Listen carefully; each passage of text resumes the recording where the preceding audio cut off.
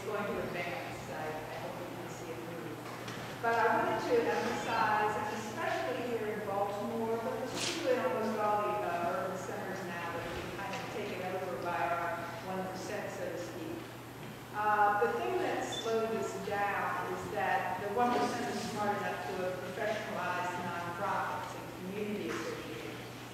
And that's done because they want to capture all of the ability to lead and organize. And Baltimore is like ground zero for that. So I would appreciate that you keep this in mind as you grow something that is absolutely wonderful, and I hope I can participate with you. And keep that in mind as you're trying to grow. Thank you.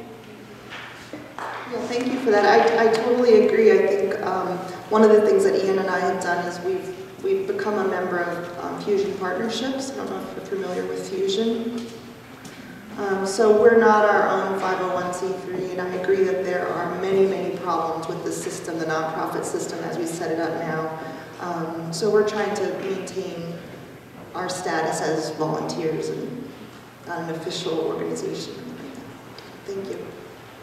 I think you raise a critical issue, because the whole nonprofit world, in order to survive, turned into a service delivery system, which inadvertently perpetuates a status of subordination and dependence. And I think that was why I started off saying they do perform one other function. People come there.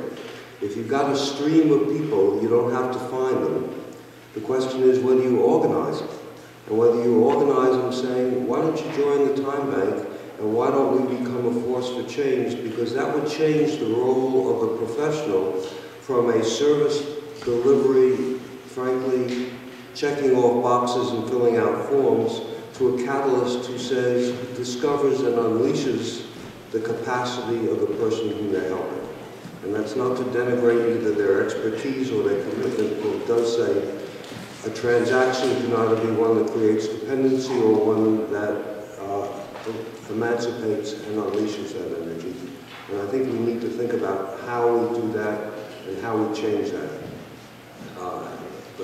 So we're very much on the same wavelength.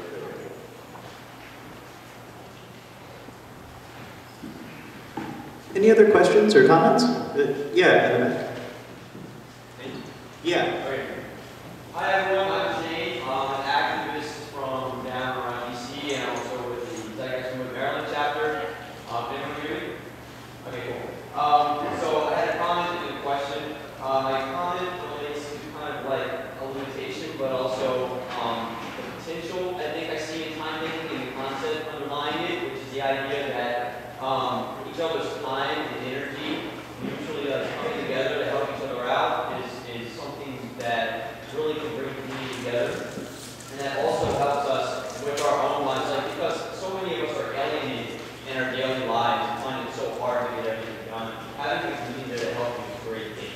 And I think that communal kind of organizations that look to help each other raise our own children, that help each other take care of, clean our streets and our parks, and just help educate each other, help do simple things like doing laundry, mowing lawns, things like that. That's great. And that is value. That is labor. That is work.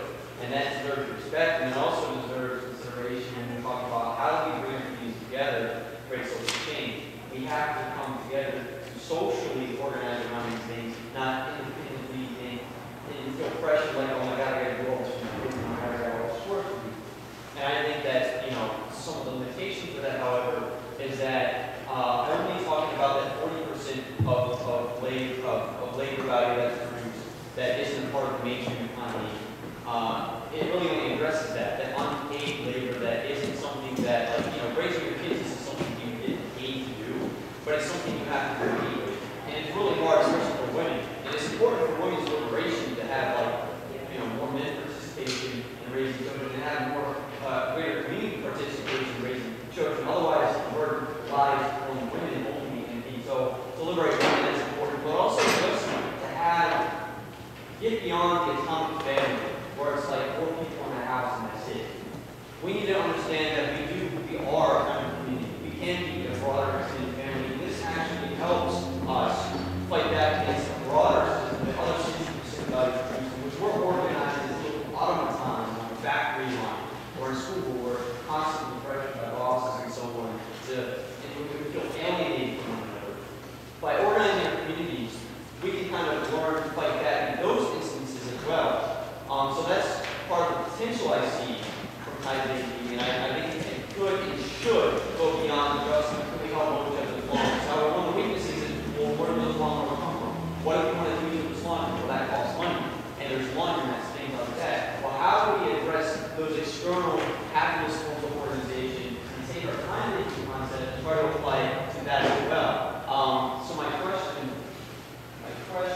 was related to social justice and economic justice. I was wondering if any instances of TimeBank so far, because I know a big problem in a lot of cities, such as DC, is school closings and privatization of schools, which is a terrible process, frankly put, and it goes against everything TimeBank stands for. I think that I was wondering, has any out-of-time banking communities, has any organizing against school closings and the attack on public education in the communities in turn been accomplished through the time banking organizations and so on? Has there actually been resistance built up against things like that because of the community built the time banking? I was just wondering.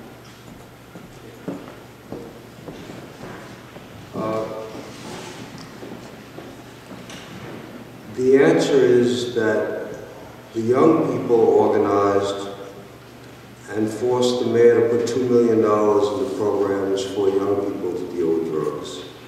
That when people are organized as a time bank, I have seen a major impact down in El Paso on domestic violence because the older women said, "You're not going home, you're coming home with me." I think what we've seen in other communities is when people are organized in a time bank, somehow it becomes the norm to turn out to vote. If you can get 200 people together, every politician has to be there to talk to you. So you begin to get recognized rather than overlooked. And there is nothing, the reason that the value of respect was added was because there's nothing that means that an organization can't decide to award time credits for hell raising. And I think it's about time that we start honoring citizen participation of all kinds. There was one law firm that, Casa in Silver Springs, that charged its clients who had been cheated out of wages and subjected to all kinds of injustice. They signed them up, they took their cases, they had to pay for them time credits by picketing and demonstrating in front of those restaurants and in front of the homes of those folks who owned the landscaping companies. And they said those cases somehow, those clients took it more seriously, but in fact whole practices were in fact changed. So the answer is there's nothing that precludes the use of time banking for hell raising.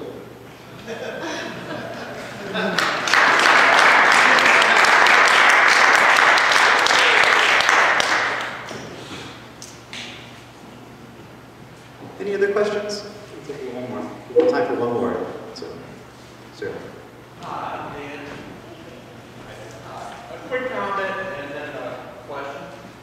I hear what you're saying about pricing and some of the effects as a result of price. I guess because I look at things, I'm not as concerned about pricing per se as some of the lopsided effects that occur as a result of pricing. So here's the question. I'm just curious because I see time banking is very interesting. And I hear what you said about one-on-one. I wonder if in your thinking you'd ever be able to consider sort of some type of pricing mechanism within time banking. Because there might be some activities that are more desired and contributions that are more desired. So I was just wondering what you thought of that. We've had to face that question. And I think that we decided that 1 equals 1 keeps the IRS out of our books, and that was worthwhile. That yes, there are systems that use price to deal with scarcity and understand that you've put in years as a professional or you've put in years as a craftsperson, and that what you have is scarce. What we've seen, because I don't set the rule, other than setting one rule, we don't really govern. What we've seen happen is that different merchants have given discounts. In New York City, there are Visiting Nurses runs a time bank with 3,000 members, and there are 200 businesses that give discounts of different sorts. The kids have come up with, teenagers whom I met with said, this isn't about transactions, this is really about commitment. Why can't we have bronze, silver, and gold level membership clubs where you would pay different levels of dues, and you wouldn't be buying things, but you would have different perks associated with different levels of membership or different levels of discounts. So what we see in the field is incredible creativity in figuring out new ways to bridge the issues you're putting on price based upon levels of commitment, levels of participation, how long they've been a member, and how consistently they've been a member. And I think that those are exciting possibilities that people feel empowered to create variations, starting with that one simple building block. But there are increasingly, I think we will see what I'll call hybrid institutions that run on two kinds of fuel, a thin fuel of money and a large fuel of time dollars, and it have dual pricing systems too. And I think that that would be at least one way of responding to what your query really is. Okay, we are out of time, but I just want to add that questions like that around pricing, around what's possible under time banking, are questions that we constantly have every meeting. Every single meeting is more questions are raised, more ideas are thrown out there, different opportunities abound. In a Madison, Wisconsin time bank, they partnered with the Free Store, and they had a highly suggested donation of how many hours a pair of pants was worth, how many hours socks were worth. I mean, the limits are really endless here.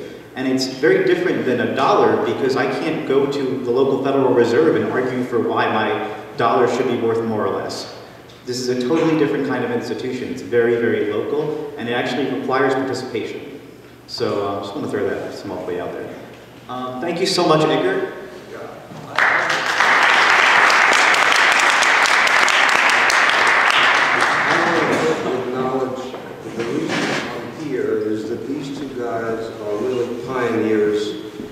And I have a long-time commitment really to Baltimore, as you know. And what they're doing is not only pioneering something here, but they're also being the place where, for the first time, we'll have an inventory of all the capacities of all the people. They've done that for the entire time banking community to pioneer the first effort, so that we'll be able to print out when the electricity goes down. Everybody will have little yellow pages of all the members whom they can contact. And I think that, that what they're doing is that this can be a real flagship for the whole time bank